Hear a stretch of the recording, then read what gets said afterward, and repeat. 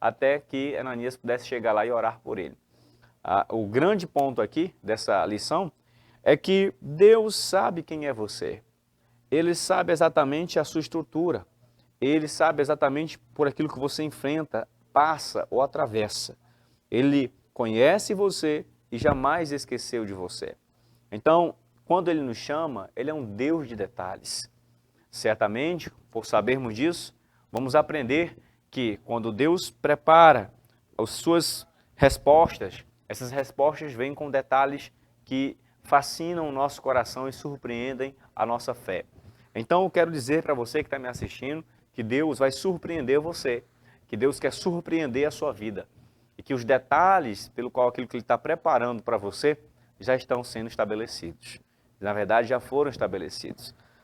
Essa primeira lição que nós aprendemos nos mostra que Deus tem uma história para cada um de nós, que Deus tem um chamado para cada um de nós. E Ele tem um destino para você. Ele estabeleceu algo para a sua vida. Ele tem um mistério com você desde cedo. Então aproveita e deixe Deus traçar os detalhes da sua vida, para que você possa vivenciar o chamado que Ele tem para você. Amém? Essa é a primeira lição. A segunda lição que nós aprendemos aqui, caros espectadores, é que não importa quais sejam os limites que as pessoas imponham sobre você, ou até mesmo os limites que você próprio coloca sobre você. Isso não é capaz de anular o chamado de Deus e a escolha divina que foi estabelecido sobre você. O que eu quero dizer é que, diante do chamado de Deus, muitas vezes, na verdade, nós sempre vamos enfrentar dois tipos de limites. Os limites que as pessoas colocam sobre nós e os limites que nós mesmos estabelecemos sobre a nossa vida. Os limites que as pessoas colocam sobre nós são exatamente o fato delas desacreditarem de que você possa vivenciar o chamado de Deus. E esse desacreditar, esse descrédito, ele vem em grande maioria de pessoas de perto e não de pessoas de longe. Lembre-se, para você vivenciar a promessa de Deus, para você vivenciar o chamado de Deus, você sempre vai se encontrar, se confrontar com os limites que as pessoas vão impor sobre você. Até porque, veja bem que o Ananias, ao receber o chamado de Deus para orar pelo apóstolo Paulo, ele colocou limites, dizendo que o apóstolo Paulo não poderia ser essa pessoa escolhida por Deus, porque ele era uma pessoa com um passado horrível. Ele era uma pessoa com um passado carregado de traços de erros, porque ele era um perseguidor da igreja. Então Ananias enche de desculpas ali, de argumentos diante de Deus, de que o apóstolo Paulo não poderia ser escolhido. Mas a grande lição é que Deus não se importa com os limites que os homens colocaram sobre Paulo, porque isso não anulou o Deus que já sabia quem Paulo seria, o Deus que estabeleceu o futuro para o apóstolo Paulo. Então os limites das pessoas não podem travar exatamente o futuro que Deus já estabeleceu para você. Então você tem que entender exatamente esse ponto. Nós, muitas vezes, somos muito preocupados com aquilo que as pessoas declaram sobre nós, com aquilo que as pessoas impõem sobre limites. E tantas pessoas são travadas exatamente por palavras humanas. Gente que deixa exatamente de exercer o chamado de Deus por alguma palavra negativa, por algum limite que alguém impôs sobre ela, dizendo: olha quem é você é só uma pessoa jovem, como é que você pode derrubar esse gigante? Ou então falando exatamente assim: quem é você? Você tem um passado horrível, como é que você quer servir a Deus agora? Então, lembre-se de uma coisa: os limites dos homens não alteram a escolha divina e nem paralisam o chamado de Deus. Amém? O outro tipo de limite que nós recebemos são os limites que nós mesmos impomos. Esses são os piores, porque muitas vezes você pode estar cercado de pessoas que acreditam em você e no chamado de Deus em sua vida. Mas se esses limites que você coloca na sua mente estiverem estabelecidos dentro de você, eles podem paralisar você. Muitas vezes você pode estar cercado de pessoas que acreditam em você. Se você não crer no chamado de Deus, isso certamente pode paralisá-lo. Mas não altera, de fato, também. Porque eu vejo homens que desacreditaram de si, mas Deus nunca desacreditou deles. Essa é a alegria. Eu quero dizer para você que está me assistindo nessa manhã: se você desacreditou do chamado de Deus, Deus não desacreditou de você. Se você desistiu, Deus não desiste. E o fato dele estar aqui, através dessa palavra, é que ele me manda dizer para você isso. Deus não desistiu de você. Não importa se você parou, se você desistiu, se você estagnou. Existe um Deus que percorre todos os obstáculos e circunstâncias para alcançar você, ovelha perdida, que está longe das mãos do bom pastor. Ele é capaz de deixar 99 para ir socorrer você.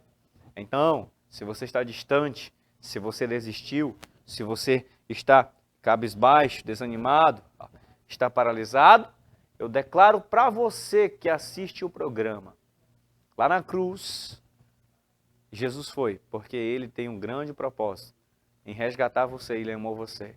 Ele não desistiu de você. Amém? Então, não permita com que os limites humanos alterem ou possam paralisar você em direção ao chamado de Deus. Até porque a ótica de Deus não é a ótica do homem. Outra coisa interessante é que o apóstolo Paulo, depois que foi escolhido, ele enfrentou algumas coisas. E aquilo que ele enfrentou faz parte exatamente daquilo que nós também vamos enfrentar se estivermos dispostos a atendermos ao chamado de Deus. Bom, uma das coisas que o apóstolo Paulo enfrentou foi a rejeição. Ele também foi esquecido, mas também ele foi lembrado. Essas foram as 3 circunstâncias que eu posso encontrar na trajetória desse homem. O apóstolo Paulo, em primeiro lugar, enfrentou rejeição. Isso significa que todas as pessoas que são chamadas por Deus, elas também serão resistidas. Elas também enfrentarão rejeição. Isso pode acontecer no seu ambiente eclesiástico. Isso pode acontecer no seu ambiente familiar. Isso pode acontecer no seu ambiente corporativo. Enfim, em qualquer que seja a atividade que você esteja exercendo dentro do propósito do chamado de Deus, lembre-se que a rejeição, ela não é a negativa de Deus para você. Ela é apenas a aprovação de que Deus está com você. Ser rejeitado não significa que você está sendo desaprovado por Deus. Ser rejeitado significa apenas um aspecto do chamado de Deus na sua vida. Então lembre-se, se você é chamado, se você carrega um propósito, a rejeição vai fazer parte disso. Em algum momento você vai ser resistido. Em algum momento não vão aceitar a unção de Deus na sua vida. Em algum momento você vai ter que lidar com inveja. Em algum momento você vai ter que lidar e ter problemas com os homens. Em algum momento você vai ter que passar por circunstâncias das quais você será pressionado para trás. Agora lembre-se disso. Muitas vezes essa pressão de rejeição que os outros exercem sobre nós, nada mais é do que a mão de Deus nos empurrando para uma nova etapa de crescimento, do que a mão de Deus nos empurrando para um novo lugar de comunhão com Ele e de propósito. Então veja bem, a rejeição que José enfrentou dos seus irmãos, nada mais foi do que o caminho do propósito de Deus até o estabelecimento do governo que Deus já havia preparado para ele. Então lembre-se disso, José foi rejeitado para depois ser aceito em um grande aspecto do propósito de Deus. Então lembre-se disso, você pode enfrentar rejeição, mas essa rejeição não significa que Deus está rejeitando você. As pessoas podem rejeitar você, Deus não rejeita. As pessoas podem resistir a você, mas Deus não resiste. Ele, pelo contrário, as mãos dele estão estendidas, os braços dele estão abertos para que você possa ser abraçado pela graça divina e então possa sentir o amor do Senhor sobre você. Amém? Receba essa palavra nessa manhã. Glória a Deus, receba essa palavra. Outra coisa que o apóstolo Paulo enfrentou foi o esquecimento. O apóstolo Paulo foi esquecido. Por que, Leonício, você fala isso? Porque por ele ser um perseguidor e enfrentar rejeição por parte, até mesmo, olha só, o apóstolo Paulo ele enfrentou rejeição dos seus próprios grupos de judeus, que não aceitavam que ele tinha se convertido a Jesus. Ele enfrentou rejeição até mesmo da escola dos apóstolos. Porque os apóstolos não queriam acreditar que o apóstolo Paulo era um apóstolo também. Porque ele tinha características diferentes dos outros discípulos. Quais eram elas? Os discípulos haviam andado com Jesus em carne. Os discípulos haviam sido testemunhas oculares, visto Jesus em carne. O apóstolo Paulo não. E na visão dos discípulos, pelo apóstolo Paulo não vir do grupo deles, ele era um homem que enfrentou certa resistência dos discípulos. E ele conta isso nas próprias cartas dele. Ele enfrentou rejeição. Ele teve que provar que ele era apóstolo. Agora, o interessante é que, por causa disso, ele foi mandado, por causa da perseguição, dessa rejeição, também ele foi mandado a habitar em certo lugar, em distância, por mais ou menos 14 anos. O apóstolo Paulo passou 14 anos esquecido, praticamente. Só depois, em alguns capítulos mais à frente, no livro de Atos dos Apóstolos, é que ele vai ser buscado por Barnabé. E então inserido no chamado de Deus, na atividade. Então lembre-se disso. Se você carrega um chamado de Deus, você poderá em algum momento ser esquecido, abafado também. Mas você será lembrado. Porque ainda que os homens não lembrem de você, o Espírito do Senhor jamais vai esquecer de você. Jamais. Graças a Deus por isso. Isso é bom demais. A escolha, para fora das projeções e expectativas humanas, que Deus escolheu exatamente o apóstolo Paulo, um homem que não se encaixava na ótica dos discípulos e nem na ótica de tantas outras pessoas. Mas Deus é assim. Ele escolhe as coisas loucas desse mundo para confundir as sábias. Ele escolhe aquilo que não é para confundir o que é. Ele escolhe o que é fraco para confundir aquilo que se acha forte. A graça de Deus repousa sobre as coisas comuns e torna elas coisas extraordinárias. Deus não cabe exatamente nas projeções humanas, porque muitas vezes os homens vão projetar coisas fortes e Deus acaba levantando alguém fraco.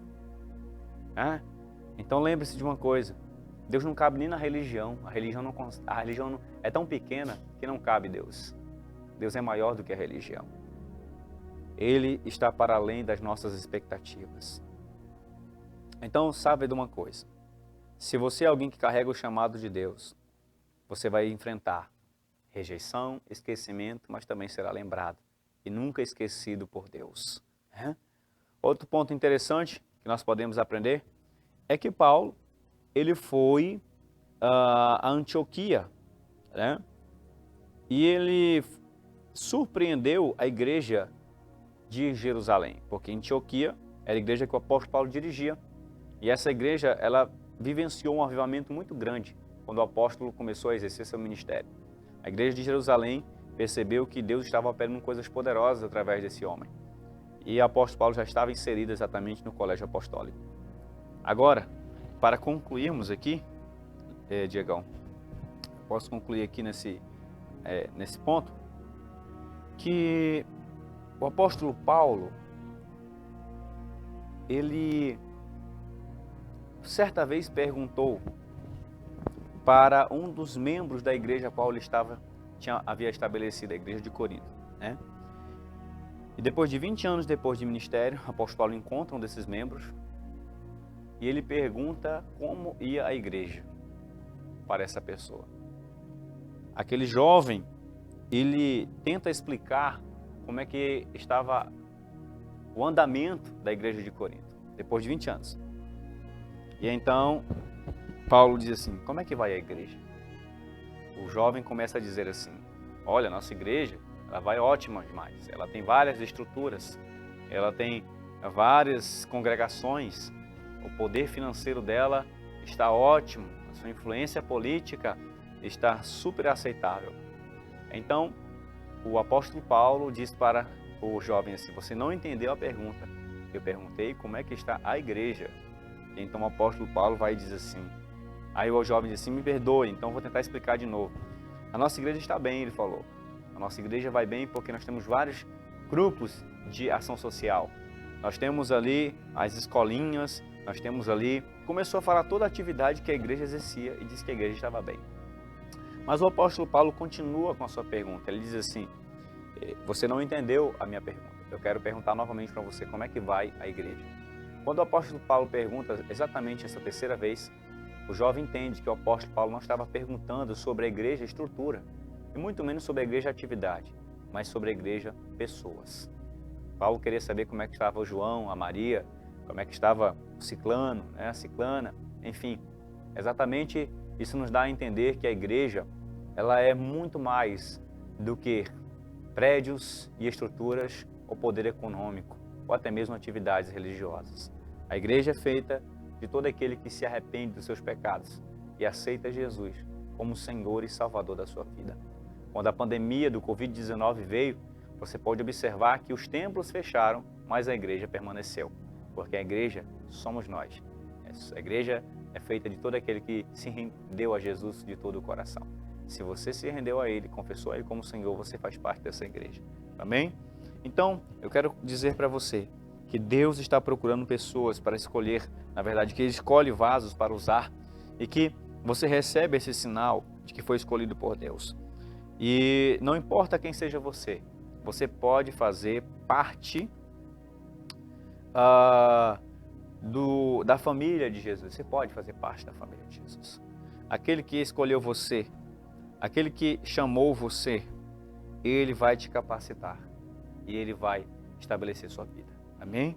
Essa é a mensagem que eu tenho para este dia. Eu espero que você possa ter recebido ela em seu coração e ouvido Deus falar com você. Se você quer fazer o curso de teologia, entre em contato com a gente e faça a sua inscrição. E deixe